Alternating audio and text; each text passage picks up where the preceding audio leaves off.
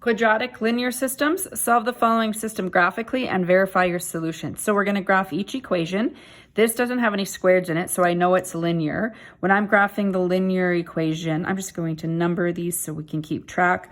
I like to put it in y equals mx plus b. So if I move that this way, it makes it positive. So I'm going to write this as y equals 4x plus 3.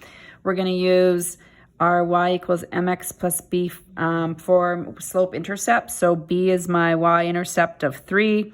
My slope is 4, so we're going to count a rise of 4 and a run as 1. So 1, 2, 3, 4, and right 1.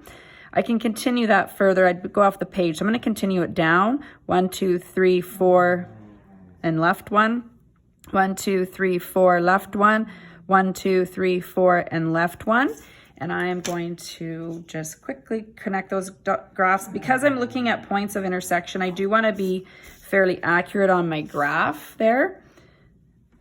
So now let's look at graphing equation 2. Equation 2 is quadratic. You see an x squared. Again, I need to put the y over here. So let's just rewrite this so that we're used to seeing it this way. And for me to graph this, I need to know the vertex. So I'm going to complete the square. So I group those first two terms. I need to factor out a 2. And then remember the equation is, for the formula to find the c is b over 2 squared. So 4 over 2 is 2, 2 squared is 4. So I'm going to add 4 minus 4, but don't forget I have to multiply this by 2.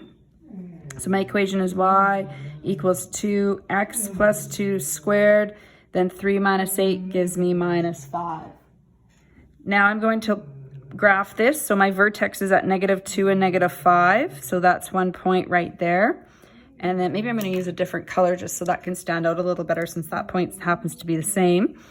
And then my it opens upwards and my width is 2 because of the a value. So I go over 1 and that means I go up 2. Normally I go up 1, I go up twice as far. Over 2, normally we go up 4, but we're going to go up twice as far. So we're going to go up 8. So 2, we're going to go up 8. You can always extend it further if you feel you need to, but I can see how it's going to intersect now at these 2 points. So my solution is -2, -5, and 0 and 3. This question said to verify. It's important when you're verifying that you remember that you must check each solution in both equations.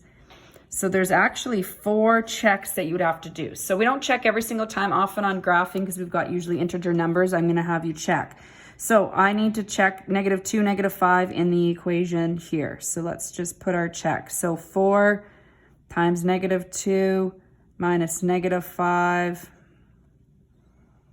plus 3 equals 0. So this is my x, this was my y, and this equation right here.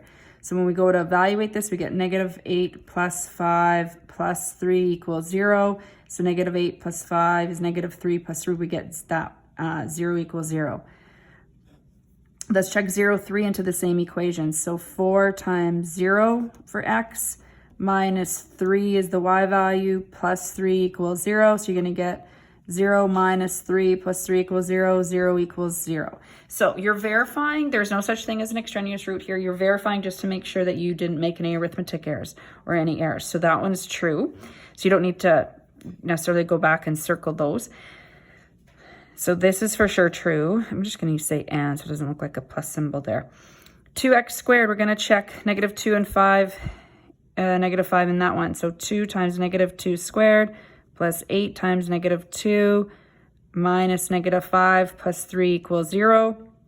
So we're going to get 2 times 4 minus 16 plus 5 plus 3 equals 0. 8 minus 16 plus 5 plus 3 equals 0. So you're going to get -8. This will be plus 8. So 0 equals 0. So that one's good. And now we're going to check 0, 3 into the quadratic equation.